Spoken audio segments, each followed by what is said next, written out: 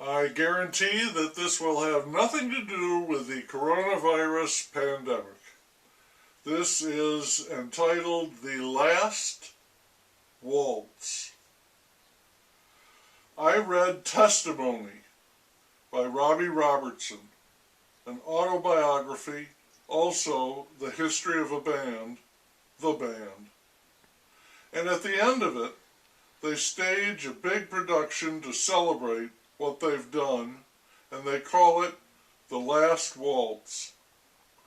Robbie's got a romantic streak in him about a mile wide. But the more compelling reason for this shindig is Robertson's realization that if he doesn't pull the plug on all that's going on, he and his bandmates are going to die. They simply can't take it anymore. They have been on this odyssey, and they have succumbed to the lure of the poppy plant and the call of the sirens. And if they don't stop, they're going to die. Consequently, The Last Waltz. I'm pretty sure I have seen this years ago, but having just read the book, I got a hold of a copy so I could watch it again. Because Martin Scorcese directed the movie, I knew that the elapsed time of the actual event, and I knew that the elapsed time of the actual event exceeded 5 hours. I had serious concerns about the running time of the film. No worries there. It came in at a few minutes under 2 hours, perfectly acceptable. Now, if only the music would be pleasing. That's dicey. Tastes vary. I remember vaguely that I liked the movie.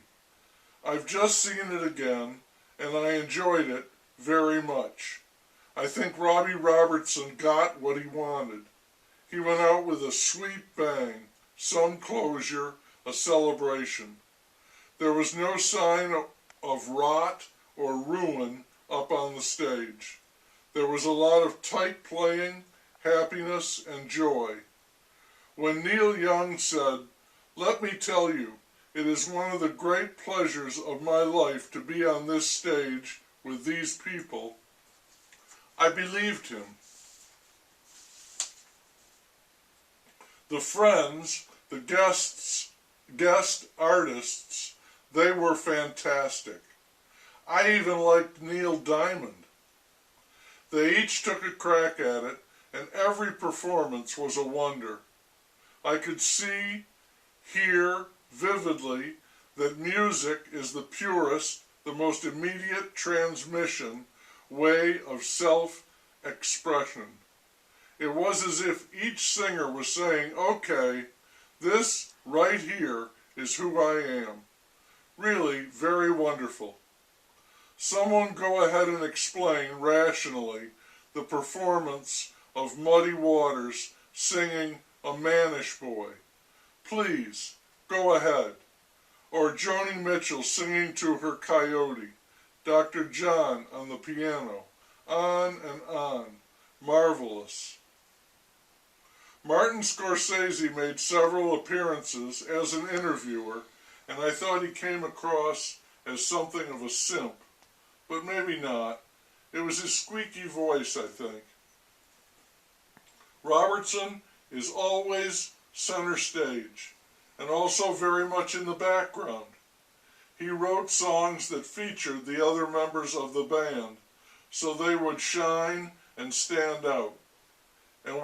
And that was the way the band fit together.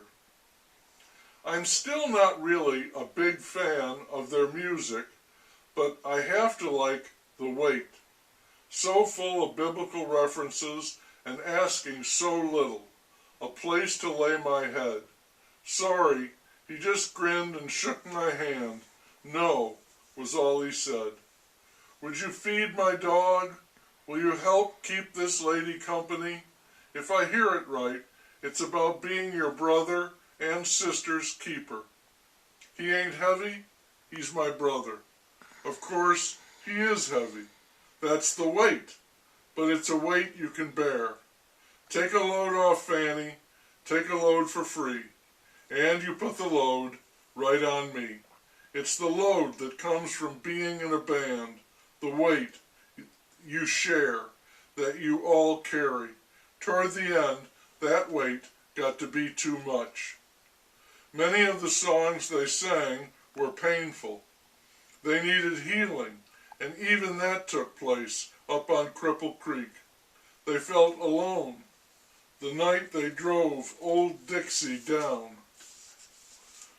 The shape I'm in, not good. Stage fright.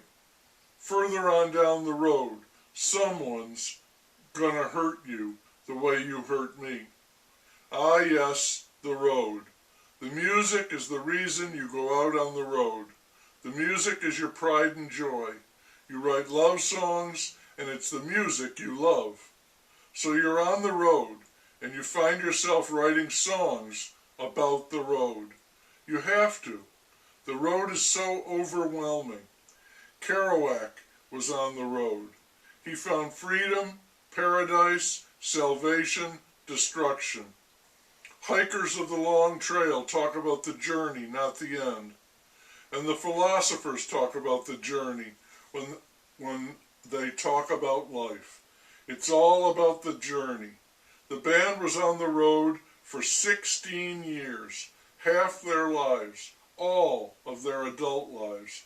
The road was everything, and eventually the music faded, crushed by the sheer magnitude of the road. Robertson could see the music fading. He saw a lot of good, strong people die. He could feel the band breaking up. Rather than let that happen, he called an end to it. He played the last waltz, and he got off the road. The others got back together because they had nothing else, and it did not work out. That is best forgotten or ignored.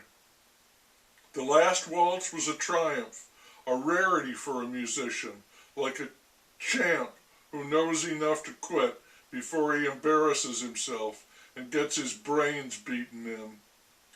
Go out on a high note. This is who we are, what we were.